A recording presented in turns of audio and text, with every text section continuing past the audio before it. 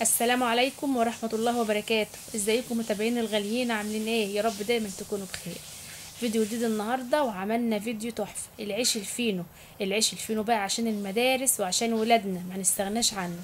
هتروحي تشتري من المخبز ليه؟ تمن ترغيفة ب10 جنيه. لا، بكيلو دقيق عملنا 30 رغيف، وعملت كايزر كمان. شايفة النتيجة قدامي؟ خفيف وهش وتحفة قد ايه. والله العظيم حكاية، بسم الله ما شاء الله، اللهم بارك عليه. حبة عيش النهاردة ما اقولكوش بقى. وعاملينه اقتصادي كمان. ما احناش حاطين فيه لبن ولا حاطين فيه بيض ولا زبدة ولا اي حاجة خالص. شوية دقيق وشوية مية. هتعملي النهاردة احلى فينو. بصوا، جبتلك كمان كده عن قرب كمان عشان اوريكي شكله من جوه، والخففان بتاعه من جوه عامل ازاي، وهش قد ايه وخفيف قد ايه. شايفة الجمال؟ ايه رأيك بقى؟ هتشتري عيش فينو ولا لأ؟ ما تشتريش عيش فينو تاني، اعمليه في البيت بطريقة سهلة جدا وموفرة. عيش النهاردة عيش اقتصادي، بس عايزة اقول لكم تحفة تحفة كده. احسن من المخابز مليون مرة. وحاجة نظيفة وعاملاها ببيتك لولادك، حاجة كده بسم الله ما شاء الله عليها يعني. وهقول لك كمان على سر التسوية وعلى اللون الجميل اللي انتوا شايفينه ده هو. والكايزر كمان بسم الله ما شاء الله هش وخفيف وفي منتهى الجمال. ايه رايك بقى في الجمال اللي احنا عملناه النهارده؟ بطريقه سهله وبسيطه. بس لو لسه ما دخلتش عندي القناه، ادخلي كده ونوريني باشتراكك الجميل، وحطي لي لايك، اوعي تنسي اللايك بتاعك الحلو من ايدك الحلو. يلا نسمي بالله ونصلي على رسول الله ونقول اللهم صل وسلم وبارك عليك يا حبيبي يا رسول الله، عليه افضل الصلاه والسلام. هو تكون نسيتيني في اللايك؟ انا قلت لك اهو، ادخلي الفيديو كده ونوريني باشتراكك وادخلي قناتي الحلوه، علشان ان شاء الله القناه فيها حاجات كتيره حلوه هتعجبك باذن الله. فيها وصفات وروتينات وكل حاجه تعجبك باذن الله. يلا حبايبي، شايفه الجمال؟ ايه رايك؟ بصوا، انا بوريك سر التسويه وشكله الجميل، والخفيه بتاعته عامل ازاي. والله العظيم شكله روعه روعه كده كده.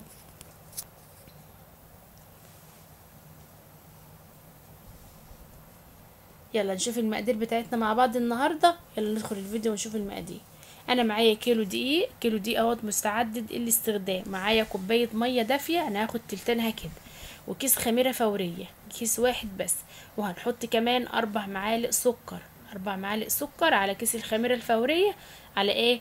تلتين الكوبايه الميه. طبعا الميه لما تكون دافيه بتسرع في ايه؟ في الخميره. هقلبهم بقى كويس زي ما انت شايفه كده، وهركنهم على جنب.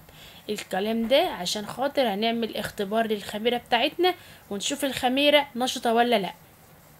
اهي بص الجمال، اهي ركنتها كده على جنب. ويلا بقى على طول نشوف هنعمل ايه. معايا المكونات الجافه بقى ايه.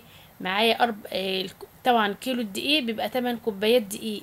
الكيلو 8 كوبايات بكوبايه المج الشاي العاديه. هنحط نص معلقه ملح صغيره. وهحط كمان نص معلقه بيكنج باودر. وهقلب المكونات على بعضها حلو قوي قوي. النهارده العيش الفينو بتاعنا اقتصادي، هنعمله بالميه من غير لبن ومن غير كمان زبده او سمنه. هوريكم دلوقتي هنعمل ازاي، ولا هنحط فيه بيض ولا اي حاجه خالص. شايفه ما شاء الله الخميره عملت فوران وبقت عاليه قد ايه. دي يدل طبعا ان هي نشطه والخميره بتاعتي زي الفل. هنزل بها بقى على الايه، على المكونات الجافه كده، وهبدا اعجن بالميه عادي خالص. معاكي جنب كوبايه ميه بقى، لم العجينه بتاعتك بيها. لان طبعا الدقيق بتبقى شركات مختلفه، ممكن تحتاجي ميه وممكن ما تحتاجيش. نزلت كمان بمعلقه معلقه خل. المخلل النهارده معانا محسن. ايه اللي هيخلي معانا العيش بتاعنا خفيف وهش؟ المعلقه الخل اللي انا قلت لك على ده هتفتح العجينه وهتخليه هش وجميل. يبقى معلقه خل مع رشه ملح صغيره، نص معلقه ملح ونص معلقه بيكنج باودر. اوعى تنسي البيكنج باودر. وقلبنا كله على بعضه. وبدات ان انا اعجن في ايه، في العجينه بتاعتي. وهنزل كمان هوريكم دلوقتي، هنزل ب4 معالق زيت. 4 معالق زيت كبار زي ما انت شايفه كده اهو. هنزل بيهم زي ما انت شايفه. انا مقاديره كلها النهارده بالمعلقه. مفيش اسهل ولا ابسط من كده، بالمعلقه وبالكوبايه، علشان محدش يتوه ولا حد يحتار. وهمسك بقى اعجن العجينه بتاعتي حلوه قوي زي ما انت شايفه. العجينه اهم حاجه تكون معاكي مخدومه حلو. اعجني فيها لا يقل عن 10 دقايق، علشان خاطر تبقى معاكي ناعمه وطريه، وتحسي ان هي كده ايه، خلاص بقت ناعمه وسايحه كده. شايفه الجمال؟ بسم الله ما شاء الله زي الفل قدامك اهي. بصوا بقى، طبعا انا لميتها حلو وقعدت اعجن فيها شويه حلوين. اختمي العجينه بتاعتك بقى. انا جبت معلقه واحده بس سمنه، معلقه واحده سمنه، وهختم بها العجينه. بصوا بقى، هتنعم معايا وهتروح بسم الله ما شاء الله فله فله كده. شايفه الجمال اهو. واعجني فيها بقى لحد لما تنعم معاكي وتبقى ناعمه خالص وبتلزقش في ايدك حتى الطبق. شايفه الطبق في كمان نضف ازاي ولمع، والعجينه تبقى في ايدك عامله زي اللبان. بصوا زي ما انت شايفاها كده زي اللبانه كده، بتبقى مطاطه وبتبقى فيها ايه، يعني شويه من ايه، من التلزيقه كده. خلاص انا عجنت العجينه بتاعتي حلو وخدمتها وخليتها زي الفل. هجيب رشه زيت بقى كده وايه، وهمسح العجينه مسحه كده بالزيت، وهغطي عليها بقى واسيبها لما تخمر. اهم حاجه انها تخمر معايا وتضيف حجمها. هجيب بقى هنبدا بقى العجينه بتاعتي اختمرت بقى، هنشوفها طبعا دلوقتي. العجينه بجهز بتاعتي السجان بتاعتي بكيس كده نضيف، جايبه بصوا الصينيه بقى اللهم اهيت. شايفه العجينه اختمرت معايا وبقت زي العسل. ههبط الخمر ده وهنزله خالص زي ما انت شايفه. شايفه انا بوريك العجينه عامله ازاي. العجينه خفيفه، لازم ان العجينه يبقى فيها التلزقه دي عشان تطلع معاكي العيش هش وخفيف، ما يطلعش مكتوم من قلبه، خليه طري شويه.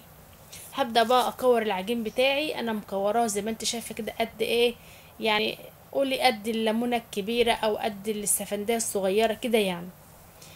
انا عايزاه يكون متوسط، انا مش عاملاه لا كبير قوي ولا صغير قوي، كان حجمه متوسط وكان حجمه زي العسل زي ما انت شايفاه. هقوم بتاعه كله زي ما انت شايفه كده. وطبعا دهنه الصينيه كده معلقه زيت كده زي ما انت شايفه في الارضيه، متلزقش يعني. قطع كله بالطريقه دي. وكمان هعمل حوالي 5 ترغيفه كده من القيزر، يعني ايه عشان برضه اوريكي القيزر ما شاء الله من نفس العجينه عامل ايه. قطعت كل العجينه بتاعتي اهوت، وادي ال5 ترغيفه من القيزر. كان فاضله كده تقطيعتين حطيتهم في الطبق، رش زيت كده قمت حطاهم في الطبق اهو. شايفه الجمال؟ بسم الله ما شاء الله زي العسل ما شاء الله تبارك الله. يلا بقى نجهز الصينيه بتاعتنا اللي هنحط فيها العيش على طول. بصوا بقى، عشان انا هبطن الصينيه او لازم احط لها غلافه كده من السمنه او الزيت، بس انا هحط لها سمنه، ما تحطيش زيت. السمنه بتفرق في الطعم بتاع العيش. يعني انا هحط العيش على سمنه مش زيت اهو. بطنت الصينيه بتاعتي دي، طبعا الصينيه اللي انا هخبز فيها هشكل العجين فيه او العيش فيه واخبز على طول. بصوا بقى انا جبت بقى هبدأ بقى اشكل في العجين بتاعي على طول زي ما انت شايفه. اللهم صل على النبي. جبت بقى اول تقطيعه خالص وبدأ اشكل فيه. طبعا هحط الكايزر الاول كده، هرصه في الصينيه علشان ياخد الشكل ويرتفع في قلب الصاج اهو. الكايزر بسم الله ما شاء الله هحطه كده ومش هبططه ولا هاجي يمته خالص اهو. هما بس خمس ارغفه من الكايزر، هسيبهم بس كده يرتفعوا ويتحجموا وياخدوا الحجم بتاعهم في قلب الصاج اللي هخبزه على طول. نبدا بقى نشكل في الفينو. طبعا جبت البورده اللي انا هشكل عليها ديت اهيت، ما شاء الله بتنفعني في حاجات كتير يعني. هجيب بقى اول رغيف خالص انا قطعته، يعني هجيب من اول ما قطعت كده. وطبعا غطي العيش بتاعك بكيس بلاستيك. وبدات في التشكيل زي ما انت شايفه، ببططه تبطيطه بسيطه كده زي مستطيل صغير كده، وبعدين ببرمها كده زي ما انت شايفه. طبعا موضح الشكل وموضح قدامك خالص. وبعد لازم القفله تبقى حلوه، اقفلها كويس وهخلي القفله لتحت. وبين كل رغيف ورغيف هسيب مسافه كده علشان طبعا هيخمر تاني، العيش هيخمر معايا ويتضاعف حجمه. اسيب له وقت كده واسيب له مسافه ياخد راحته في الرفعان يعني. زي ما انت شايفه انا بفرد وبرجع تاني اعملها رول كده صغير اهو. بص الرغيف عامل ازاي، اللهم صل على النبي زي العسل معايا اهو. زي ما انت شايفه بفرد ببطط على شكل مستطيل كده اهو. وبعدين بقوم ماسكاه بقى ارله او الفه كده زي ما انت شايفه، وابرم اللفه اللي تحت اخر لفه خالص بقفلها حلو وابرمها حلو، وامر الله كده او لفاه لفه صغيره كده واقوم حاطاه في الصينيه زي ما انت شايفه. بسم الله ما شاء الله اهو التشكيل موضح نفسه خالص. هفضل اكرر بقى الموضوع ده كله لحد لما اخلص كل كميه العيش بتاعي. وزي ما قلت لك طبعا في الصينيه لازم اسيب مسافه بين كل رغيف والتاني علشان اسيب له ما اسيب له مكان كده ياخد راحته فيه ان هو يرفع ويقب، لان طبعا بسم الله ما شاء الله هيتضاعف حجمه وهيقب خالص لما احنا نسيبه يخمر تاني، لان بياخد مرحلتين في التخمير.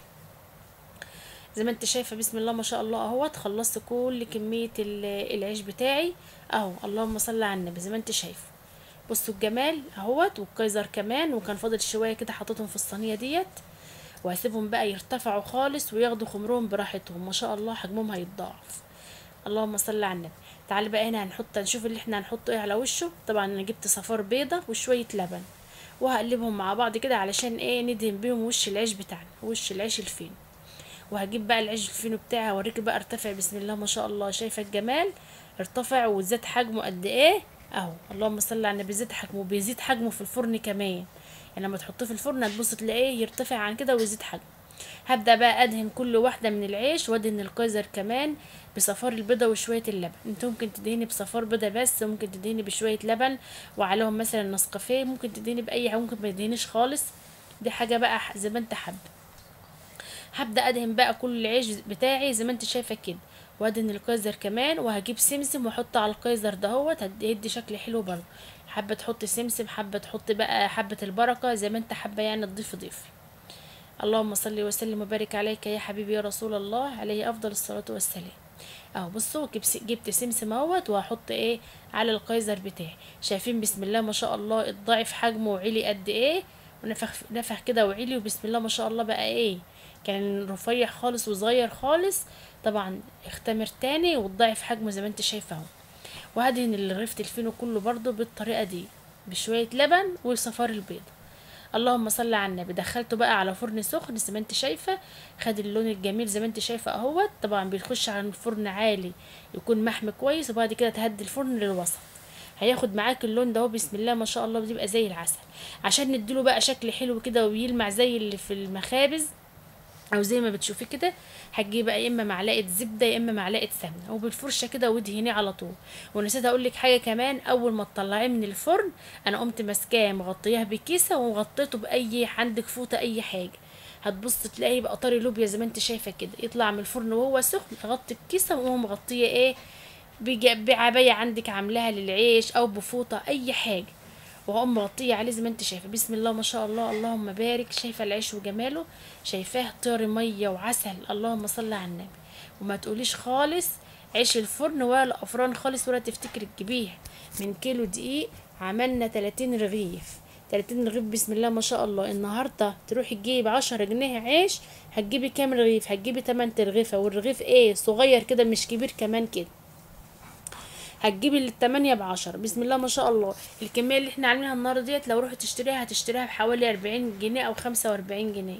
اللهم صل على النبي. من كيلو دقيق، ولا احنا جبنا بقى لا حطينا فيه بيض ولا حطينا فيه لبن ولا اي حاجة، عيش فيه اقتصادي بس خطير، طعمه وريحته بسم الله ما شاء الله اكنك في الفرن وفي المخبز بالظبط. ايه رأيك في الجمال؟ تحفة. بصوا وهقرب لك كمان البتاع عشان تشوفي كمان. شايفة الجمال؟ شايفة قلبه قد ايه وخفيف قد ايه؟ اللهم صل على النبي. والله العظيم حكاية حكاية كده، وطري لوبيا. بصوا انا بقربها لك قد ايه. اشوفكم في فيديو جديد، مع الف سلامة.